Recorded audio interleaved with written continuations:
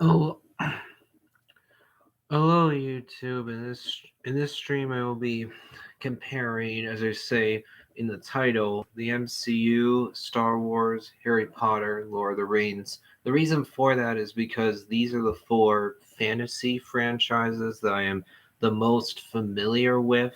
I've never been a big Star Trek fan. I've seen one or two of the Star Trek films, but that's not a franchise that I've ever personally gotten into. I remember one time I went over to Boy Scout camp. This was once a year, week long. Boy Scout camp was called Camp Ditmer. Went there with Troop 31 when I was a part of it. One year we saw a movie in we saw a movie with this big on this big screen. It was one of the Star Trek films. I don't remember which one it was, but I'm going to be talking about how familiar I am with the four fantasy franchises that I've stated in the title. So to start with, I am a big MCU fan. I have seen all the films at this point. I've seen all the Phase 4 Disney Plus shows. I've seen the Netflix Daredevil show. I've seen the Netflix Punisher show. I have not seen the other Netflix shows like Jessica Jones, Luke Cage, Iron Fist, Defenders. Are there are there other Netflix shows? I don't remember if right now, anyway, I don't remember if there are. I have not seen Runaways or Cloak and Dagger. Those shows are both on Hulu. They came out several years back. I have seen Agent Carter, which actually is on Disney Plus. I've seen the one shots, which are like 10, 15 minutes long. They're pretty simple. I haven't actually read the MCU comics. The reason for that is because, in general, I actually don't read comics, but I have seen pretty much all of the MCU content. I also have seen the two recent special presentations that were released on Disney Plus, Werewolf by Night, as well as the Guardians of the Galaxy holiday special. And then when it comes to Star Wars, I'm a fan. I've seen almost all of the films. I have not seen The Rise of Skywalker. I also have not seen Solo, a Star Wars story. I'm not particularly interested in seeing either either one of them. I've seen the other the other 10 films, if you include the 2008 theatrically released Clone Wars movie. I've seen that as well as Rogue One, the original trilogy, the prequels, The Force Awakens, and The Last Jedi. I've seen pretty much all the TV shows. I've seen Andor, Mandalorian, Clone Wars, Rebels, Bad Batch, Visions, and Tales of the Jedi. I don't think, anyway, I've seen the entirety of the 2003 Clone Wars show, the 2003 Kartovsky. Wait, is that the way to pronounce that?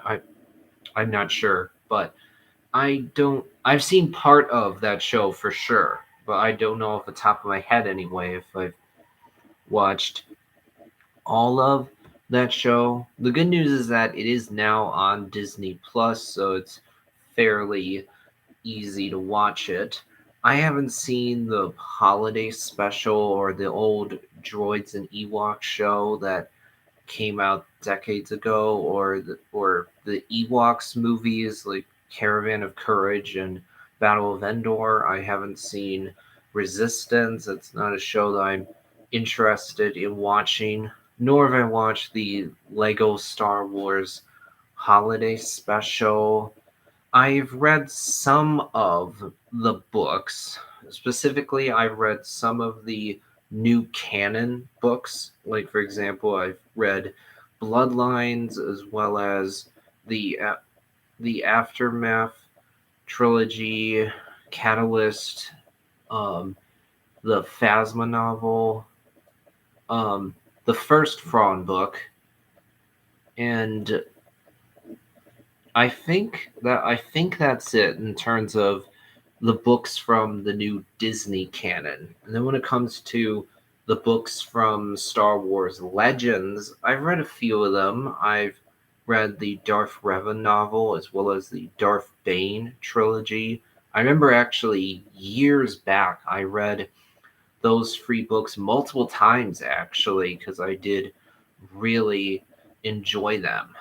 But I'm not sure if I've actually read other books from Star Wars Legends. I have not played a lot of the video games. I owned Lego Star Wars on the Wii several years back when I lived in New York, but I haven't played Jedi Fallen Order or Squadrons or the two recent Battlefront games. I also have not read any of the comics for reasons that I already described. So I would say that in conclusion, I am definitely a Star Wars fan, but I'm also not the biggest fan. There's people out there who are much bigger fans than I am. I have a pretty good understanding of the lore and mythology, but I definitely don't understand it as deeply as other people do, especially when it comes to Star Wars Legends, more so than the new Disney canon. I would say that I know more about the MCU lore and mythology than I do about the Star Wars lore and mythology. Though, admittedly, I do actually own a couple of reference books. Like, for example, this right here.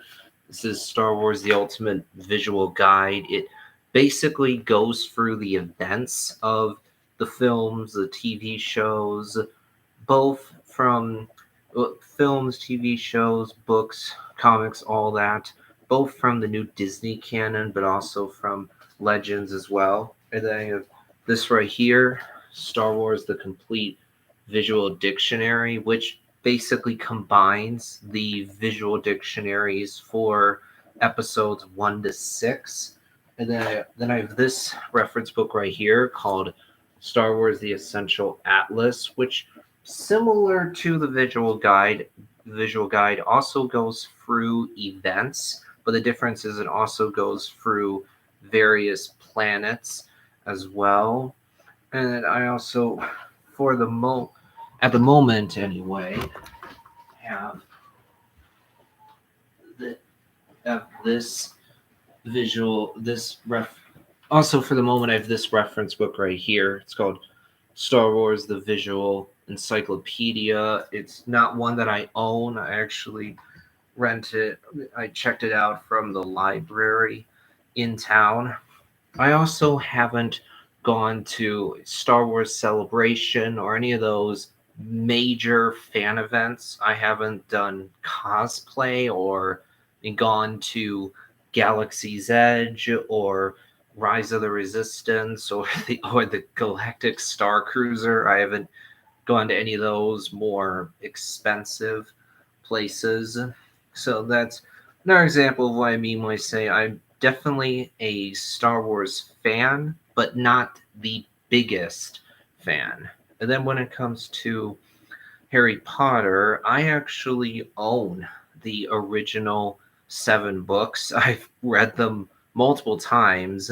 For that reason, I actually have not read them in several years, but I used to read these books pretty often. I've read them multiple times.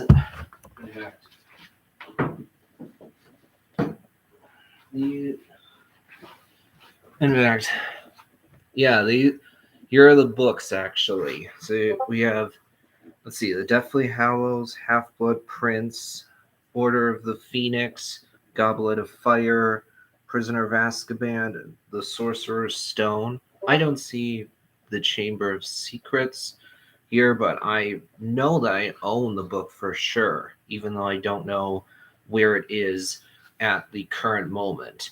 But I've read the original 7 books. I've seen the 8 movies that are based on those books. I haven't read Harry Potter and the Cursed Child, which is admittedly more of a musical rather than a book. I also have seen 2 out of 3 of the Fantastic Beast films. Me and my dad watched the first Fantastic Beast film in theaters several years back.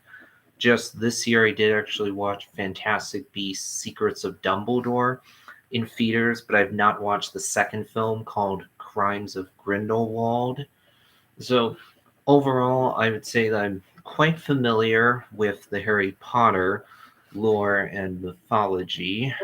And then when it comes to Lord of the Rings, this is definitely the franchise that I'm the least familiar with out of all of these franchises I'm talking about today. It's the one that I know the least about when it comes to the lore and mythology, because while I have seen the Peter Jackson Lord of the Rings trilogy, or the Lord of the Rings trilogy directed by Peter Jackson that came out in the early 2000s. I have not read the Lord of the Rings books. I've not read the Silmarillion, which is basically a guide that goes deeper into the lore and mythology of Lord of the Rings. I'm pretty sure that's what it is. I have also seen the Hobbit movies, but I haven't read the Hobbit books. So when it comes to how big of a fan I am, I like Lord of the Rings. I'm a big fan of the Lord of the Rings trilogy, but I wouldn't say that I'm a big Lord of the Rings fan. When it comes to how familiar I am with the lore and mythology, I know a lot of the basics. I know that Sauron is the mastermind character, the overarching villain that our heroes are trying to defeat. In that way, he's very similar to characters like Voldemort from Harry Potter or Palpatine from Star Wars, because all of these characters fill the same role in the story. They all serve the same function, to put it another way. Their point is to be the ultimate villain that our heroes are fighting against. And then and also I know that the Lord of the Rings story takes place in this location called Middle Earth. You have the Shire where the hobbits live, and then Rivendell where the elves are, and then Gondor, the place where the humans live. You have forest, other areas of Middle Earth, and then Gandalf is a wizard, and you have the elves who are not human. They are these beings that are immortal, and then you have the dwarves. The dwarves and the elves don't generally don't like each other, even though Arag no, not Aragorn, Legolas and Gimli do end up forming a friendship. The elves are very good archers. You have the eagles, and well, from what I've heard as a result of watching YouTube videos, it seems like in the books they're like established to be powerful beings. A long time ago, all these rings were created and gifted to various species, but then Sauron in secret created the most powerful ring of all, called the One Ring. So I know a lot of the basics, but I am not as familiar with the details of the Lord of the Rings lore and mythology. What I've heard is that the books really delve more into the history of Middle Earth, and they give more information about the world, the people in it, and they're pretty long. That's what I've heard about the Lord of the Rings books. And so I am definitely not as familiar with Lord of the Rings because I haven't read the books that, from what I've heard, really go in depth when it comes to the lore and mythology. I also have not actually watched the new Rings of Power show that came out on Amazon Prime. But now I want to talk about something a little bit different. That is the setting of all these franchises, because this is another way in which these franchises differ from each other. Because when it comes to Harry Potter, the story is set entirely on Earth. There are no aliens in the story. We don't visit any other planets. Rather, everything is set on Earth. Whereas when it comes to Lord of the Rings, it's the exact opposite because the story is not taking place on Earth, it's taking place in Middle Earth, an entirely separate location. Then when it comes to the MCU, it started off being on Earth pretty much the entire time, but that has changed a lot as this franchise has gone on. We've seen various other planets and alien species. So the MCU has expanded a lot since it began in phase 1, where we've seen quite a good amount of planets, a good amount of different alien species, and now we're at a point where we have the multiverse, meaning that there are multiple universes. So we've seen a couple of different universes, which is a whole other level compared to just simply seeing different planets that are all in either the same galaxy or at a minimum the same universe. So the MCU has definitely gotten much bigger as it has gone on. But when it comes to Star Wars, this franchise takes place in an entirely different place. Similar to Lord of the Rings, Star Wars takes place in a galaxy far, far away. Except the biggest difference is that the scope and scale of Star Wars is much bigger than Lord of the Rings. And that actually leads very nicely into the next point I will be making here, which is that these franchises differ a lot when it comes to the scope and scale. What I mean by that is when it comes to Harry Potter, the scope and scale is rather small for reasons that I've already talked about. When it comes to Lord of the Rings, even though the story's taking place on Middle Earth, so it's not taking place on the planet Earth at all, it's taking place in some other planet. One big thing that needs to be kept in mind here is that we never hear any mention of other planets or any place beyond Middle Earth for that matter. As far as I'm aware, anyway, all of Lord of the Rings is set on Middle Earth, and that's it. We don't see or hear about any other planets or intelligent life on other planets. The impression that I've always gotten is that everything in Lord of the Rings and the Hobbit movies and books as well is taking place entirely on one planet. And specifically, it's taking place in Middle Earth. So that implies to me that there are other places in whatever planet Lord of the Rings takes place in. We've just only ever seen Middle Earth. So that means is that the scope and scale of Lord of the Rings is not that big. It's actually fairly small.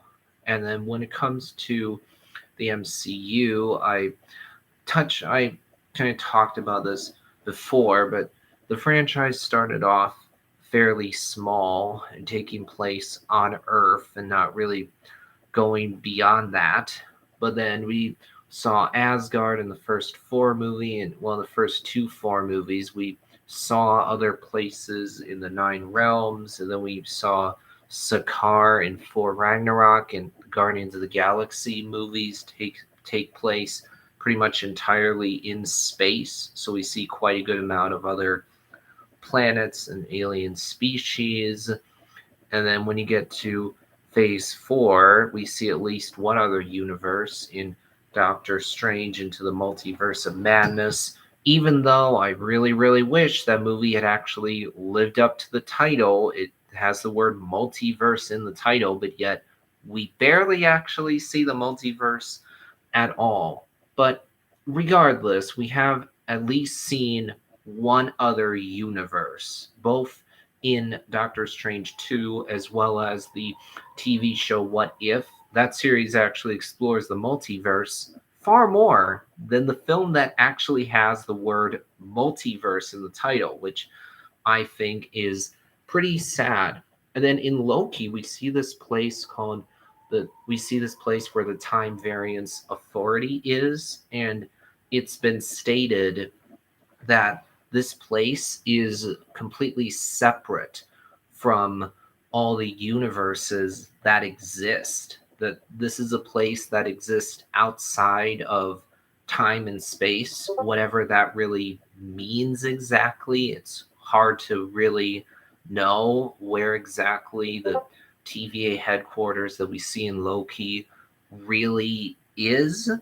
And then in What If, on top of seeing all these different universes in the multiverse, we also see this place where the Watcher is, called the Nexus of All Realities.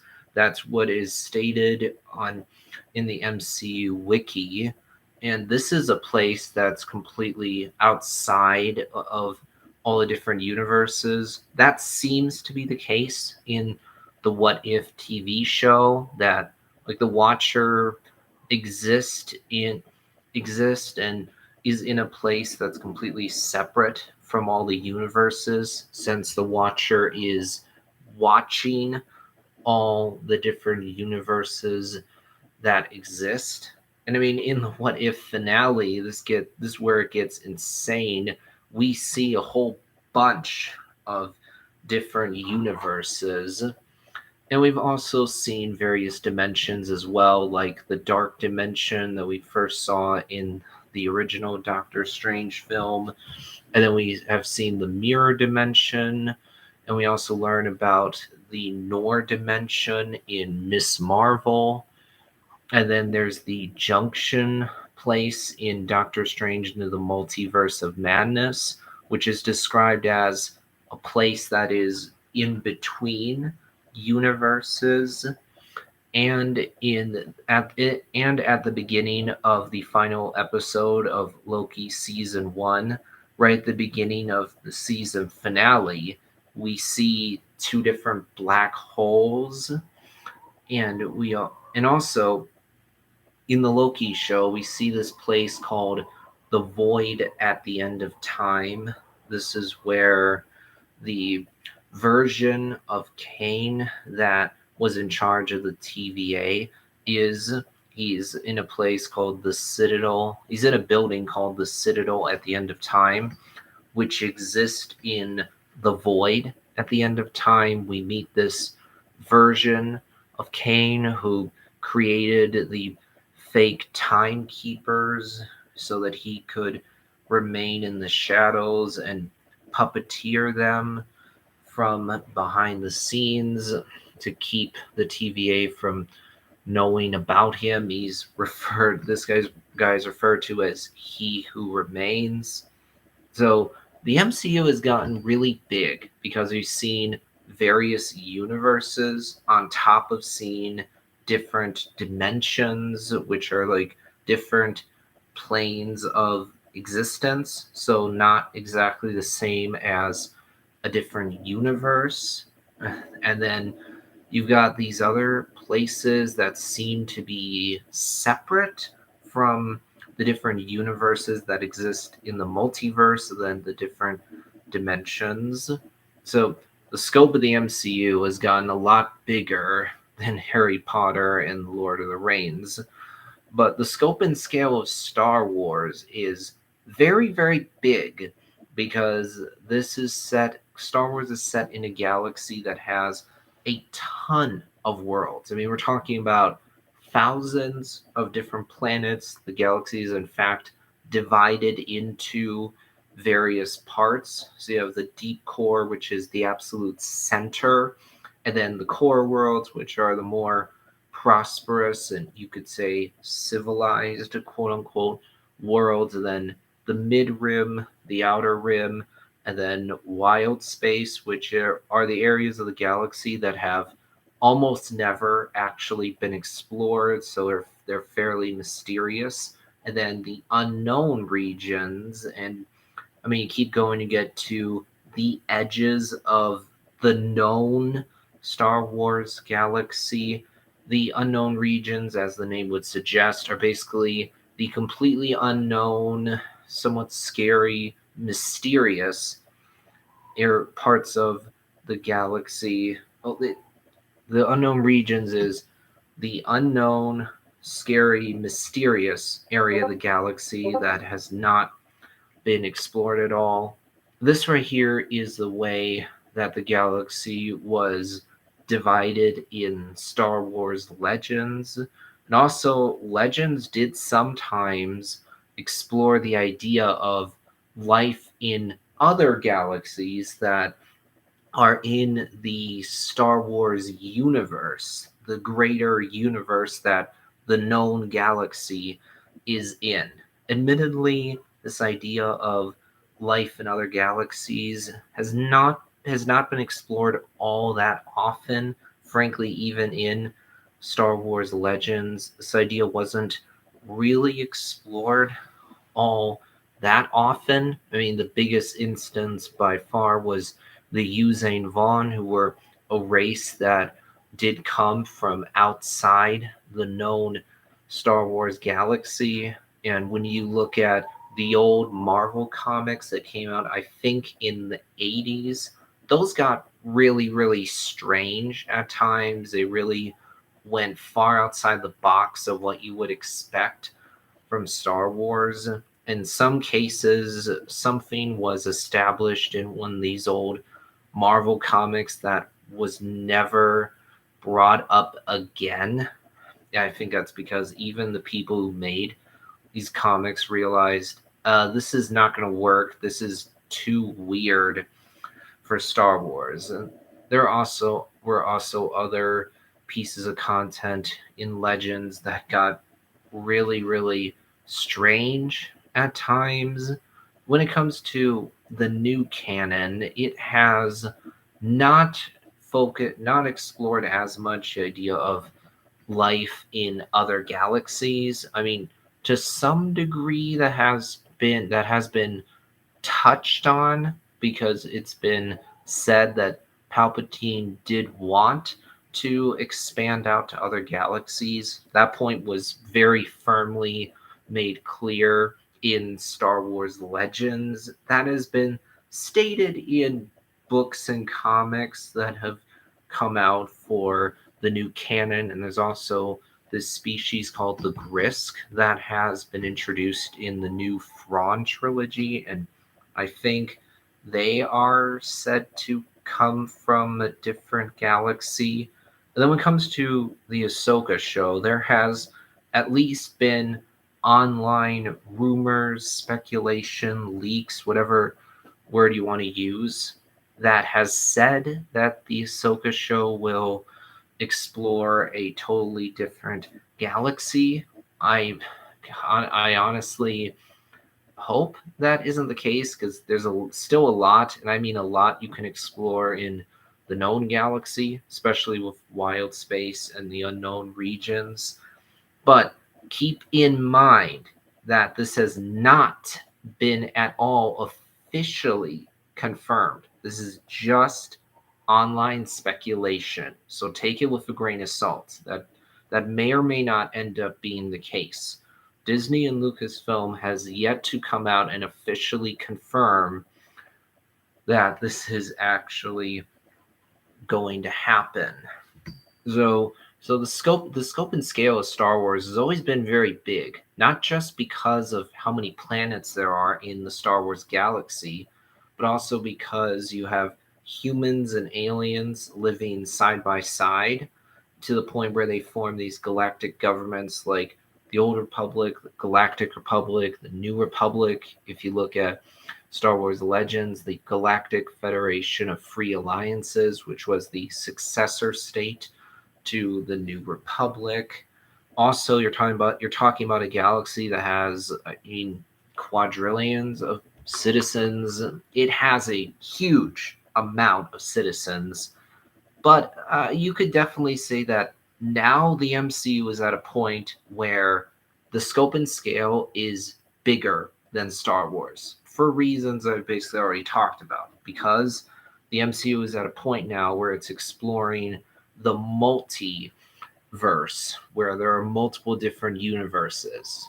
At most, Star Wars has rarely explored the idea of life in other galaxies, but in that case, keep in mind you're still only talking about one single universe that has multiple galaxies in it. You're not talking about multiple universes. But another big difference between these franchises would be source material, because Harry Potter and Lord of the Rings started off as books and then they were adapted into movies. Whereas if the MCU, that franchise takes inspiration from Marvel Comics. Not to say it always follows the comics exactly, because it doesn't, but they are definitely an inspiration that the MCU takes elements from. And then when it comes to Star Wars, this franchise started off with just this one film, and there it was not initially clear that there was going to be multiple films. And then after that, I mean, the franchise has grown to the point where there's a huge, and I mean huge, amount of content. If you combine Star Wars Legends with the new Disney canon, there's just a huge, huge amount of content. I mean, if you combine the movies with all the TV shows on top of the books, comics, and video games, then it is absolutely huge. But another big difference between these franchises would be how long they've been around, because the MCU has only been around since 2008. That was the year when Iron Man came out. So that means that the MCU has been around for a good amount of time. It's been around for over 10 years, so that's not by any means a small amount of time. But Star Wars has been around since 1977. That was when A New Hope was released. So this franchise has been around for, at this point, over 40 years. Then when it comes to Lord of the Rings, this might surprise some people out there, but Lord of the Rings has actually been around a lot longer than Star Wars has been around, because the original Lord of the Rings books were released in, I'm pretty sure, the 1930s, which would mean the franchise has been around for like 80, 90 years at this point. And then when it comes to Harry Potter, the first Harry Potter book, The Sorcerer's Stone, came out in, I think, the 90s, if I remember right, which means it's been around for a good amount of time.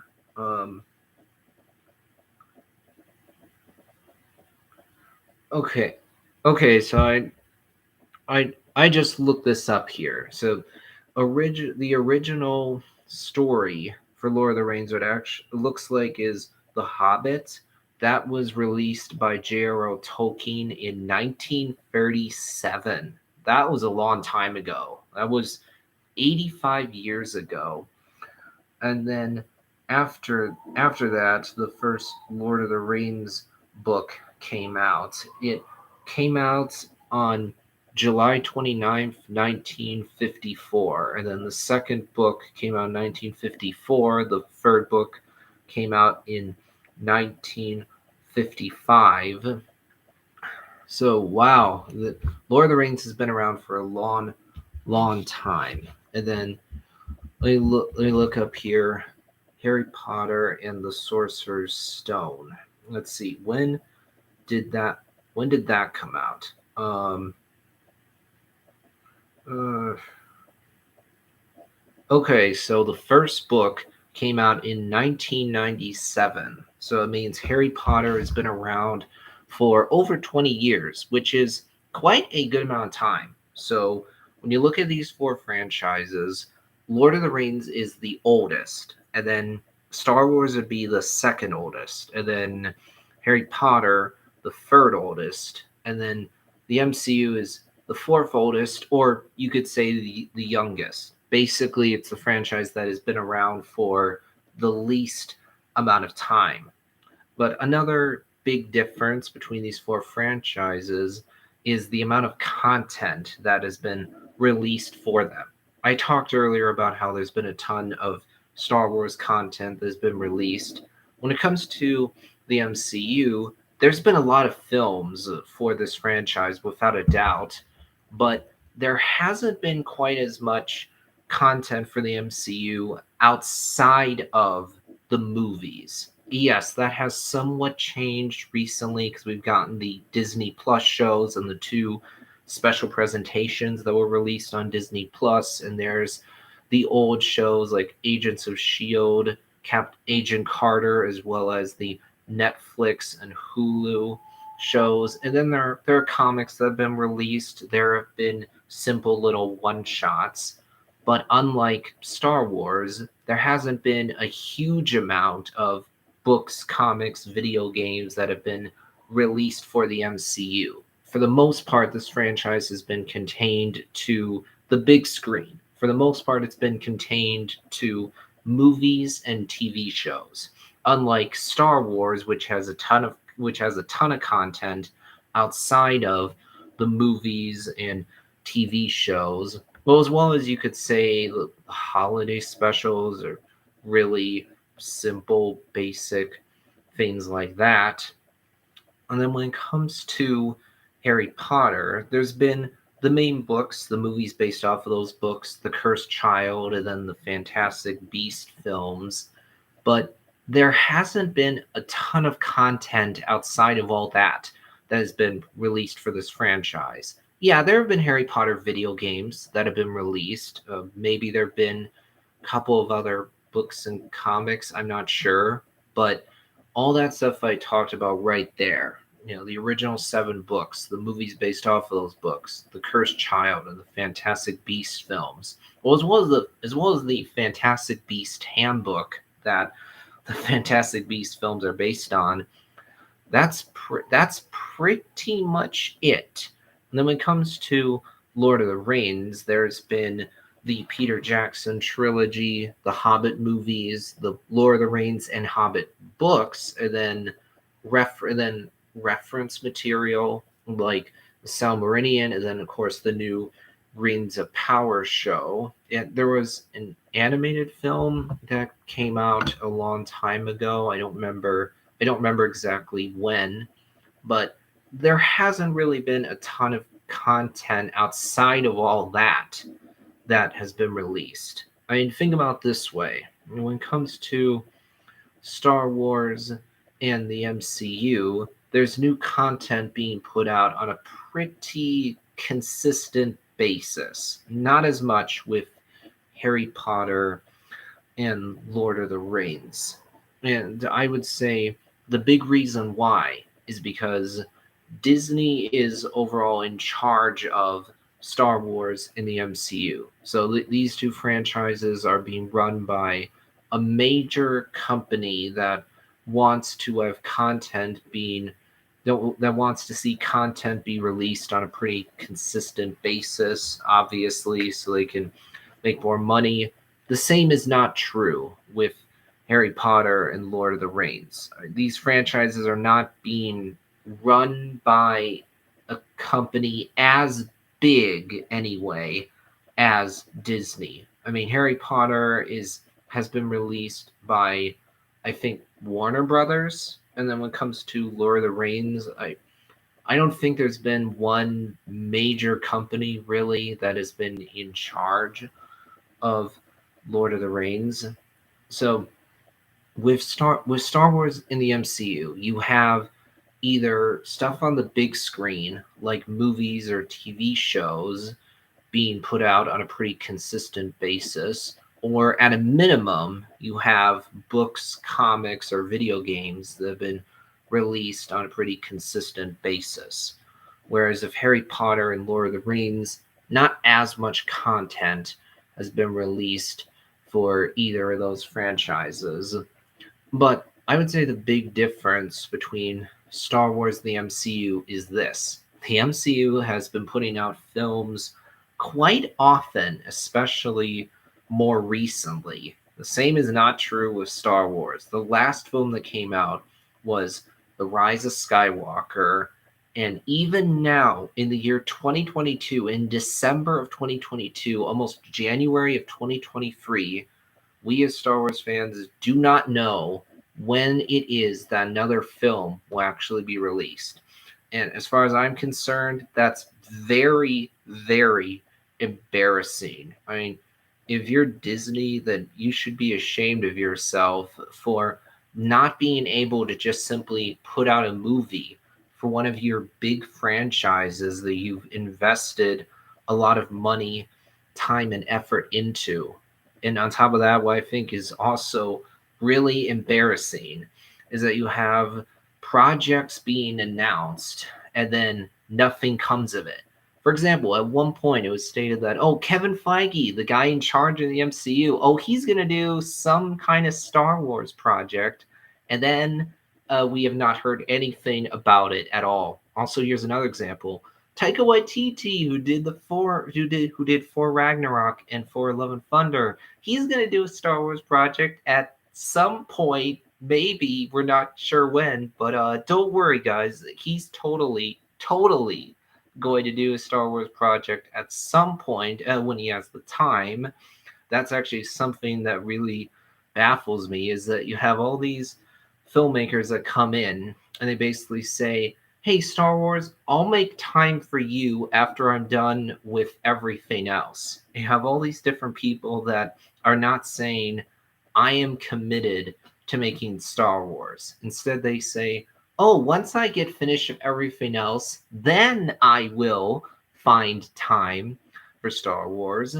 I mean, here's another example. A couple years ago, a Lando show was announced, and a show called Star Wars Droids was announced. This was at Star Wars Celebration in 2019, was it? Or 2020? I don't remember exactly. But the point is, both of these projects were announced, and we have yet to actually hear anything about either one of them.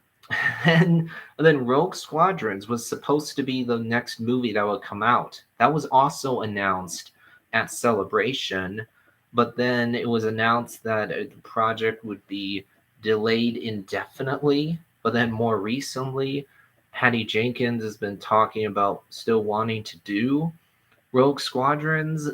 What this means is that we do not know when Rogue Squadrons will actually be coming out. And then just within the last few days, there have been reports stating that there are production troubles with one of the upcoming shows, Skeleton Crew. It's been this game of projects being announced without any details at all, might I add, in terms of what these are going to be exactly, but then nothing comes of it. It's gotten to a point where, for me, whenever I hear that, oh, this filmmaker is totally going to do something Star Wars, like Sean Levy, he's going to do something Star Wars, and Damon Lindelof, he's supposedly going to do something Star Wars. I refuse to put any stock into this online speculation or an or official announcement until something actually comes of it, until we actually know definitively that this filmmaker is going to be doing either a movie or a TV show about this, but by this date. Until we actually hear a release date and get actual information about these projects, I do not put any stock into these announcements anymore, because they just simply put cannot be trusted. But getting back to what talk I was talking about there, when you look at these franchises and compare them when it comes to how much content has been released, Star Wars comes in number one, easily. Yeah, the MCU has been putting out more films, but there's been so much content for Star Wars when you look at everything. Star Wars comes in number one easily. The number two, the MCU, and then I'd say number three would be Harry Potter. Number four, Lord of the Rings. And then there's a big difference when it comes to how often you get new content for each of the for each of these franchises. And then another big difference here is that when it comes to Harry Potter, Lord of the Rings, and Star Wars, they follow the hero's journey more closely than the MCU does. And that really just has to do with the fundamental difference here that the MCU is based on Marvel Comics, unlike Star Wars, Harry Potter, and Lord of the Rings. For example, one key trope of the hero's journey is the archetype of the wise old mentor, the one who guides and teaches our main character, the one who takes them along on their journey. When you look at those three franchises, each of them has a character that is this archetype. For example, with Star Wars, you have old Ben Kenobi from the original trilogy, and well, you could say Qui-Gon Jinn from the Phantom Menace, and then like Obi-Wan for the rest of the prequels. In both of these cases, you have the wiser, more experienced person who guides our main character along on their journey. And then Dumbledore fills this role in Harry Potter, and then Gandalf fills this role in Lord of the Rings. And also, something that these characters all have in common is they have some abilities.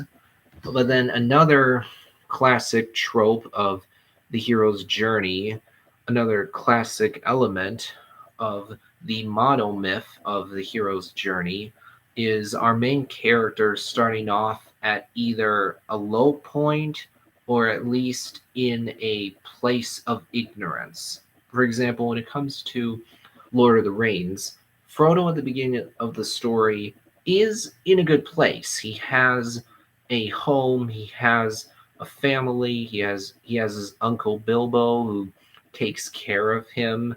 He doesn't have his parents in his life, but he has his uncle, so and his uncle loves him. So it's not that Frodo's really in a bad place, but he starts off the story not being aware of the greater world of Middle Earth. He's not aware of the history of the One Ring and Sauron because he's just it stays in the Shire and doesn't care much about the greater world. That's the way all the hobbits are, really. They just care about each other in the Shire. They don't know or care much about the greater world. That of course changes as the story goes on. But then when you look at Harry Potter, he starts off the story not in a good place in his life because his parents died when he was young. But then what really sealed the deal was that he was raised by the Dursleys, who were abusive and not loving to him. So he did not have a good family or parents that loved him. And he also started off not being aware at all of the magical world, not being aware of how famous he is in the wizarding world. Then Hagrid comes along and educates Harry about the wizarding world, and then Harry meets his best friends, Ron and Hermione, and becomes much happier. And then when you look at Star Wars, really Luke, Anakin, and Rey actually all fill this same role in the story. They both are great examples of a main character in the hero's journey because Luke starts off as a moisture farmer on Tatooine. He does admittedly have overall a good family because Beru loves him and treats him well. And even though we don't see it in A New Hope, in reality, Uncle Owen did actually care about Luke, even though he didn't always do the best job of showing it. And Luke, Luke sometimes felt that Uncle Owen was too strict, but Luke did have a decent family. However, we can clearly see in A New Hope that Luke is not very happy with his life because he doesn't want to be just a moisture farmer. He feels stuck. He wants to go off and join the war. He hears about it from his friends, sees glimpses of it in the distance, and the iconic, absolutely famous twin sun scene that's so well done with the fantastic score is meant to show us that Luke is dreaming about what his life could be if he weren't stuck on the farm.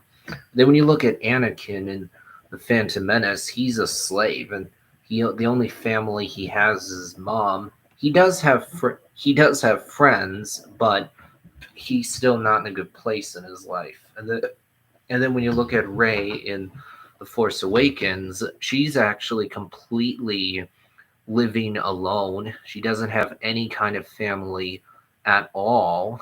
She's just a simple scavenger who scavenges things just to eat so she can survive.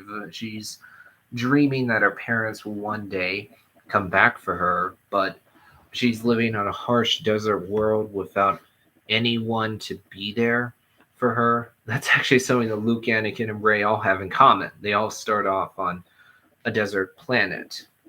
But aside from the archetype of the wise old mentor and our our heroes starting off in either a bad place in their lives or at least a place of ignorance, another key element of the hero's journey is our hero going on a journey that changes them, that transforms them. One of the key aspects of the hero's journey is that our hero goes on an arc as a result of the journey where they end in a different place from where they began. And you can clearly see this with all of these main characters that I just talked about. Uh, and another key element of the hero's journey is our hero getting to that low point where they're stuck in the belly of the whale. That's the way it's really phrased when you look at the hero's journey, but it basically just means a hero is at their lowest point, but then they overcome that.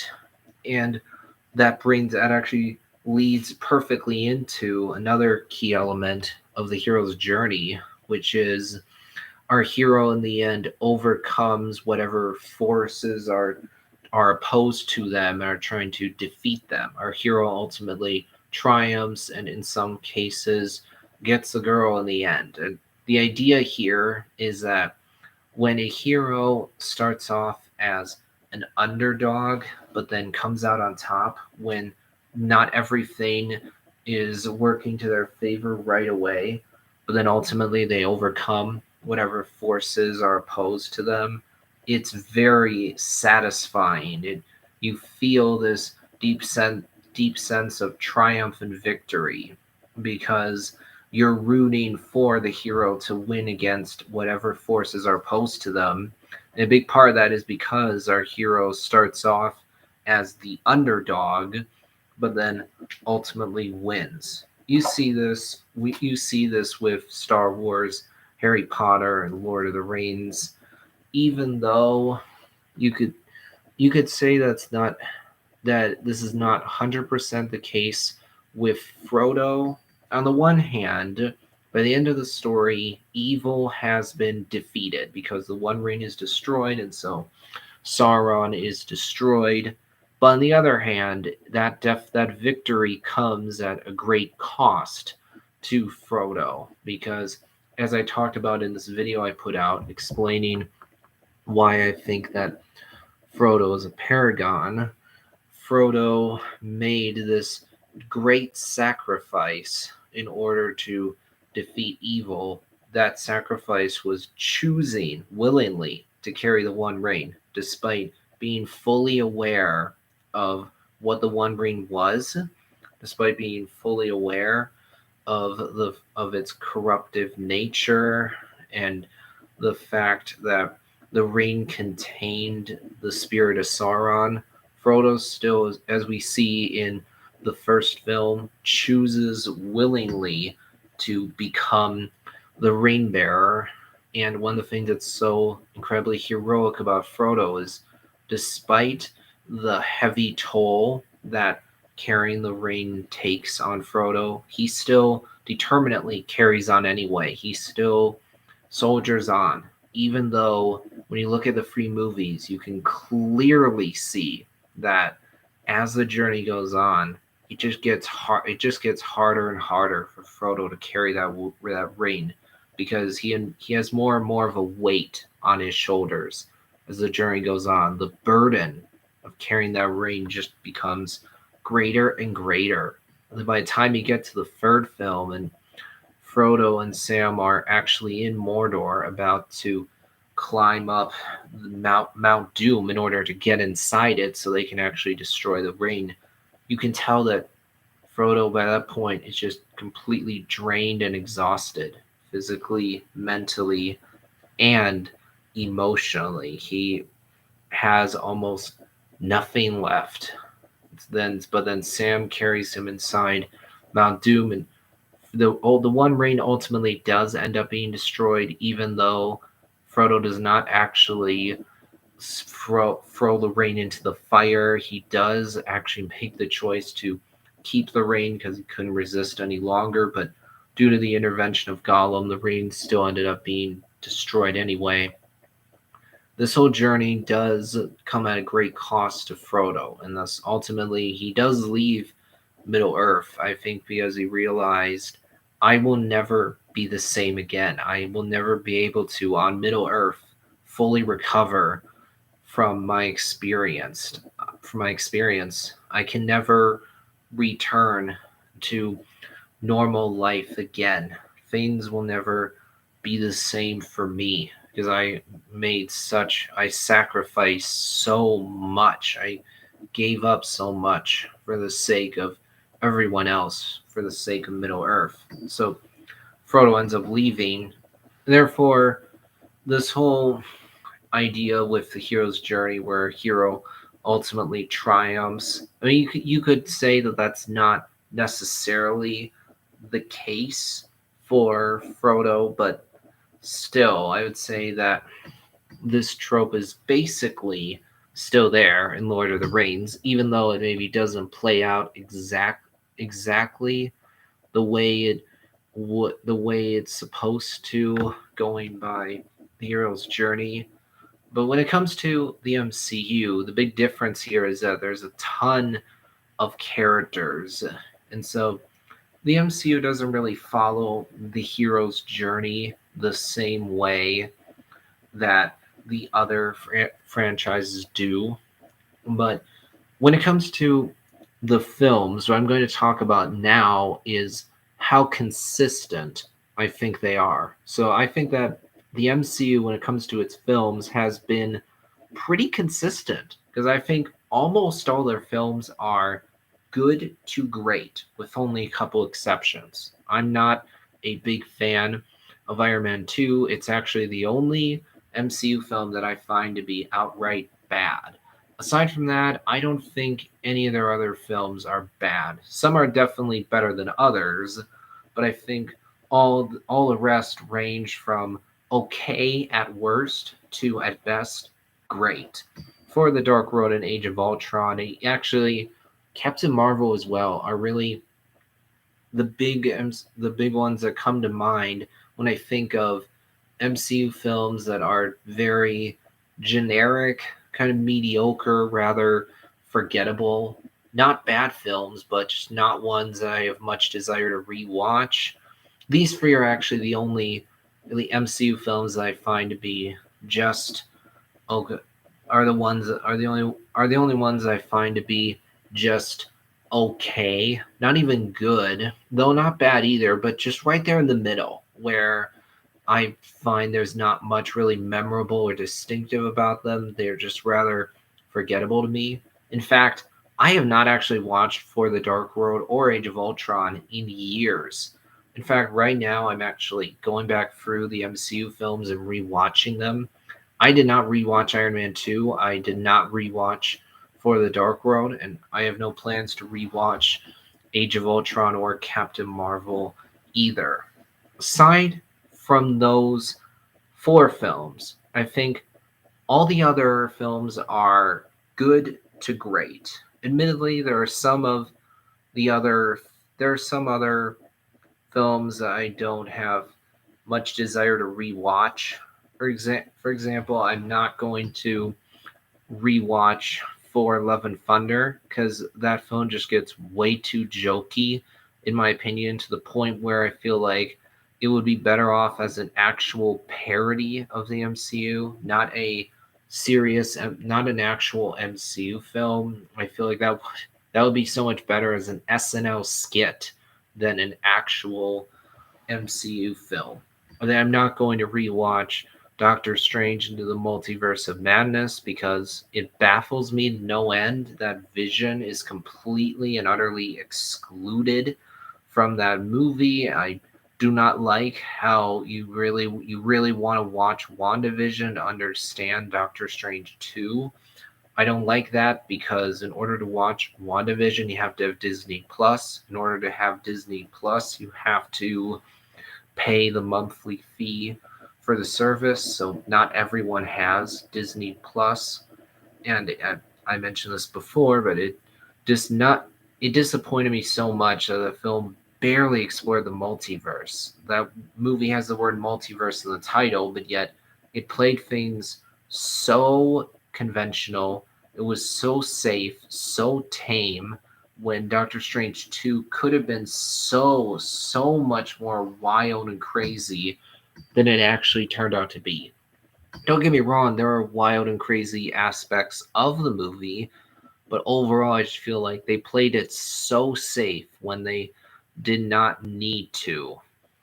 And then, aside from those two films, I'm not going to be rewatching Eternals because there are definitely things about that film that I like, but I also have a lot of issues with it at the same time.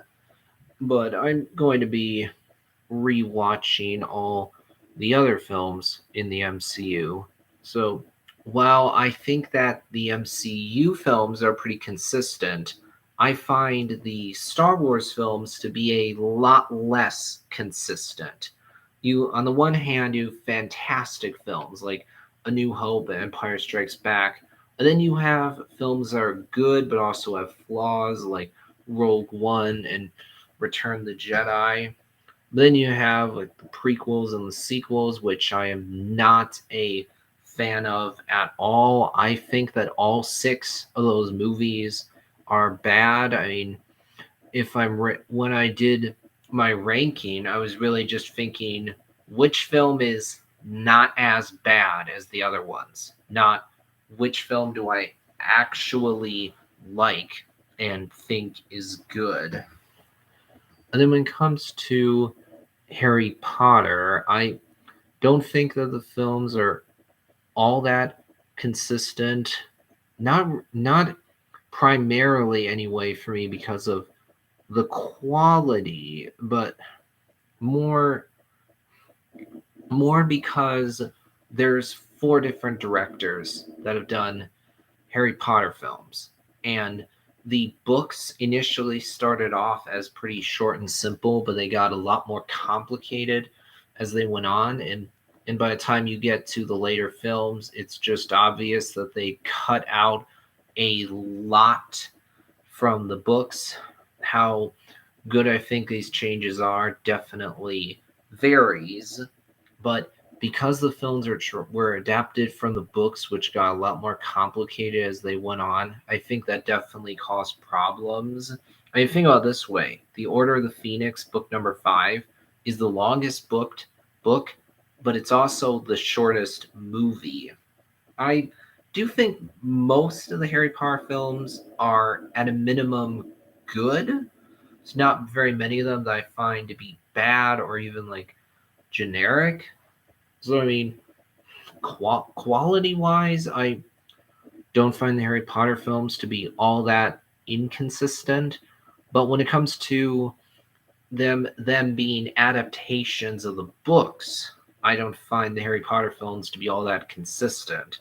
I mean, the biggest example for me by far is that the transition between movie number two, The Chamber of Secrets, and movie number three, Prisoner of Azkaban, is so sudden. It's very jarring because the tone of the two Christopher Columbus directed Harry Potter films and movie number three, directed by Alfonso Cuaron, varies drastically. The first two films are rather lighthearted, tonally speaking, but the movie number three is both darker but also goofier in other ways at the same time.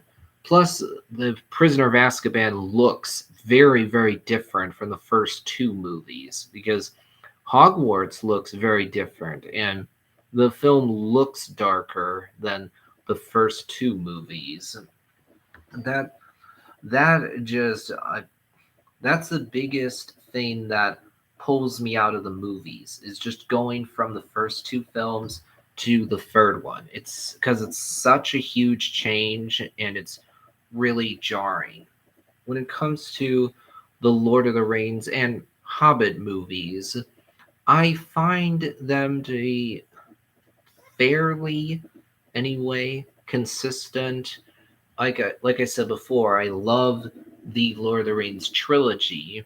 I don't find the Hobbit movies to be all that bad. It's not like I think they're terrible, but I think the biggest problem with them, though, is that they're trying to take like this much content from the books and they're trying to stretch it out into three films. They're trying to stretch it out to this long when they only have like this much material to actually work with because the Hobbit books are not all that long. They're actually fairly short.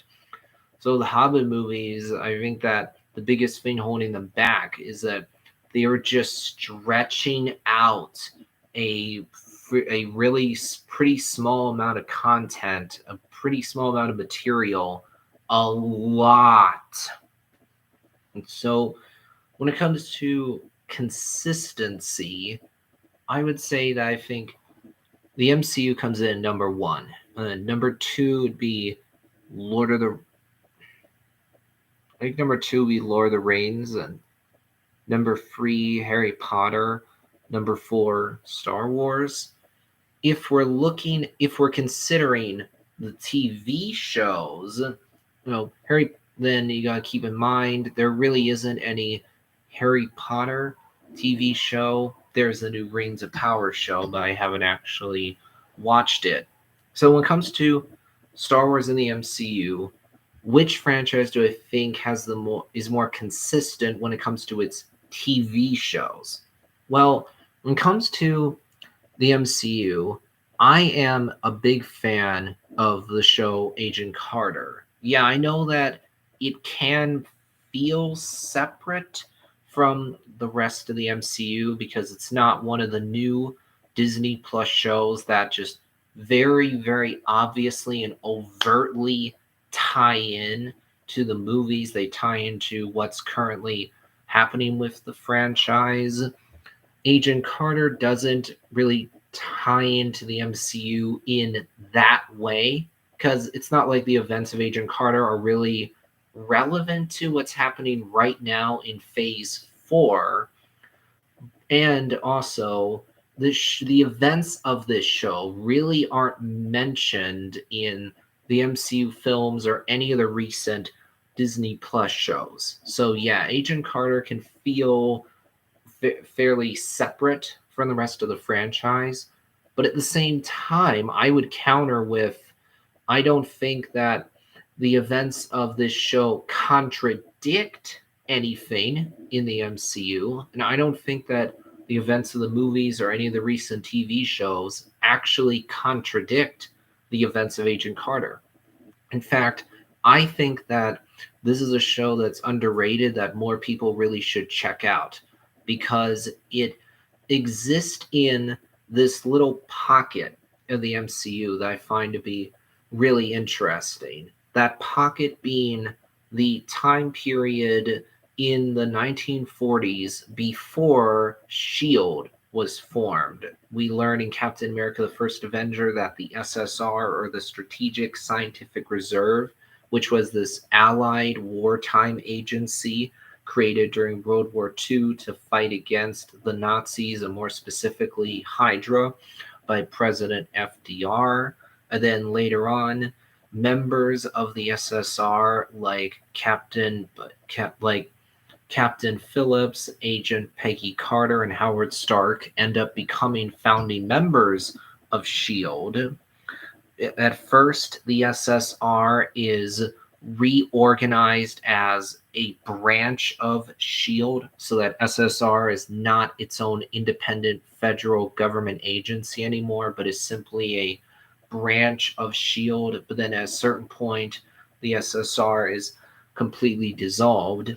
Agent Carter shows us that period of time, that an early point in the MCU timeline, really, when the SSR was still an independent agency of the federal government, when it was the premier intelligence agency of the US government. This is something that's actually stated right in the intro of Agent Carter. It shows us this little point, this point in the MCU timeline. It exists in this space. It shows us this space where Agent Carter was actually was an SSR agent that went on missions and was active in this organization. I like that Agent Carter fills out this little space in the MCU that isn't filled out anywhere else. And yeah, and it's also important to note that Agents of S.H.I.E.L.D. does actually reference, at least one time, the events of Agent Carter. And then when it comes to Agents of S.H.I.E.L.D., I actually am a big fan of this show. Again, I feel like the big turnoff for a lot of people is that by a certain point, this show stops being consistent with the MCU films. At a certain point, Agents of S.H.I.E.L.D. just does its own thing and doesn't line up with what we see in the movies at all. At first, this show was actually connected to the MCU films, even though the films never actually referenced anything that happened in Agents of S.H.I.E.L.D., which always did make this show feel somewhat separate from the MCU films. It kind of gave the impression that what we're seeing here doesn't really matter. But at the same time, season 1 shows us the consequences of Captain America the Winter Soldier. In that movie, Steve exposes, Steve along with Nick Fury, Natasha Romanoff, Agent Hill, learn about Hydra's infiltration of S.H.I.E.L.D., and then that fact is becomes public knowledge, and therefore S.H.I.E.L.D. is disavowed by the rest of the intelligence community and deemed a terrorist organization. Agents of S.H.I.E.L.D. shows us the fallout of that, what happened after the events of Captain America the Winter Soldier, when S.H.I.E.L.D. stopped being regarded as a legitimate government, a legitimate agency of the federal government. And then later seasons do actually tie into the events of Avengers Age of Ultron. It's season 2 and 3. By the time you get to season 4, the show starts really doing its own thing and not really being consistent with the MCU films. But I think that when you just look at the quality of the show and set aside whether it's connected to the MCU or not, I think it is actually a really good show, especially as it goes on. I think that seasons 4 and 5 are great. I liked season 6, though admittedly I don't think it's as good as these other seasons, but I thought season 7 was a great finale to the show. So I think that this is a show that's underrated that more people should check out. I think a lot of people would dismiss this show because it's not on Disney Plus, it's on Netflix. It's not a part of the MCU, but I think more people really should go in with an open mind and give this show a chance. Also, I think that the Netflix Daredevil show is fantastic. Again, it's a show that I think more people absolutely should check out. And I enjoyed Punisher as well. Season 1 more than season 2, but I still absolutely did enjoy the show. And then when it comes to the recent Disney Plus shows, I actually have enjoyed most of them, especially Loki, Moon Knight, and What If. I also really enjoyed Miss Marvel, and I overall like Falcon and the Winter Soldier, though admittedly, looking at all the Disney Plus shows, that's one of the ones I do like the least. I have a lot of issues with Falcon and the Winter Soldier. There's definitely aspects of the show that I do like, but overall, I would say I was disappointed by the show. I feel like it could have been much better than it actually was. But I thought that Loki was a really fascinating show with the way that it introduced the TVA and had great characters in it, and will obviously end up being really important for the future of this franchise. And with Miss Marvel, I thought that the main character Kamala Khan was really enjoyable to watch. She was really entertaining, and it was a lot of fun to watch. I also liked what we learn about her family history. I thought all that was actually really interesting, though I still have some issues with the show.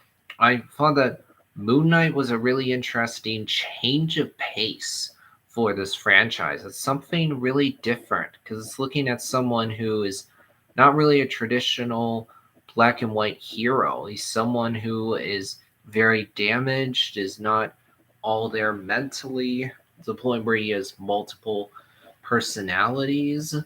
So he's not a traditional hero the same way that the Avengers are. I don't see Moon Knight being a part of the Avengers. And I also enjoy. Let's see. What's the other show? Where are the other shows? Falcon and the Winter Soldier, Loki, What If, Miss Marvel, Moon Knight, Falcon, and Winter Soldier. Oh yeah, Hawkeye. That's a show that I actually really enjoy. I thought that Kate Bishop was a really well done character. I thought the dynamic between her and Yelena was very, very well done. I like that Hawkeye is a more small scale show that doesn't have big stakes. Like Kamala Khan no, that's not. Kate Bishop is not fighting against aliens or some superpower superpowered individuals. She's not trying to save the planet or anything huge like that. No, she's just facing off against small time gang members basically. And I also really liked what that series did for Clint Barton, exploring the consequences of him being Ronin for 5 years. That show explored the consequences of him going as dark as he did. I really like we got to see the character of Kingpin again. Admittedly, I do think even though we now have Daredevil and Kingpin back in the MCU, to me that doesn't necessarily or automatically mean that the events of Daredevil are actually canon. I think that will be the case once a movie or Disney Plus show actually directly references the events of Daredevil. At that point, we will know, okay, the events of that show actually 100% did happen. Right now, that show is more relevant now for sure because we have Kingpin and Daredevil back in the franchise, but I wouldn't say that automatically means that the events of that show actually did happen in the MCU.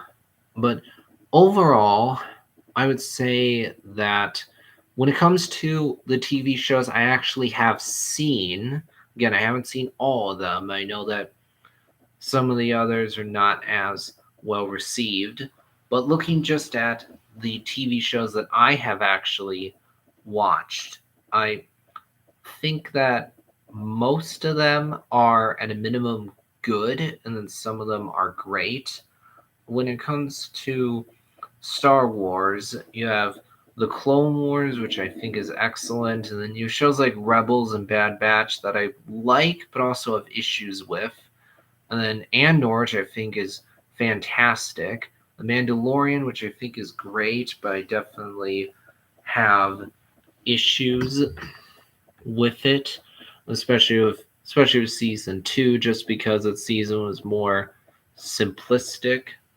And then you got Tales of the Jedi and Visions, which I really enjoy, but if you saw my ranking, I didn't put them above Andor, Mandalorian, Rebels, Bad Batch, the original trilogy, or Rogue One, because those are just a series of shorts. So they're different from standard television, where an episode is of a show is like 20, 30 minutes long, in some cases longer, in some cases more like 45 minutes, 50 minutes. But with those two shows, Visions and Tales of the Jedi, you have series of shorts that are only 10 to 15 minutes long. So it's just fundamentally different a different way to put out content. So overall, I think that the Star Wars TV shows have been pretty consistent. When it comes to the MCU, I mean, I think those shows have been pretty consistent as well. So it's hard for me to say which franchise do I think is the more consistent television. Um, but hmm, I'm gonna say Star Wars actually because I feel like comparatively I have less issues with Star Wars television than I do with MCU television. But I do have to say, when it comes to the MCU, I was disappointed by Phase 4 because I think that there was just more misses in that phase than hits. I think that recent MCU content in general has just been less consistent. I felt the quality go down because of movies like Eternals, Doctor Strange 2 and 4, Love and Thunder, as well as at least some of the shows that I had issues with, particularly Falcon and the Winter Soldier. But I do feel like there's a lot of potential for things to get better, and I feel like things will get better with Phase 5. I think that Ant-Man and the Wasp Quantumania has a lot of potential to be really good. And what I'm getting to here really is a question of which franchise am I most excited about at the moment? That's that's an interesting question for me because yeah, I haven't been as excited about the MCU as I was before because I feel like Phase 4 really suffered from the problem of not building up to an Avengers film, not having a clear focus or clear direction to where it's not clear like what this is all building up to or where it's all going. And I think it's getting harder to keep up with the MCU. It's less casual audience, less friendly to casual moviegoers because you have both the films and TV shows, along with a couple of special presentations now. There have been some high highs of Phase 4 for sure, but just more misses, less consistent quality wise, and it's been lacking a clear direction. But when it comes to Star Wars, I mean, like I was talking about before, it's frustrating because on the one hand, there's been some really good content that's been put out recently, like Andor and The Mandalorian, for example. There's also just been a lot of production troubles.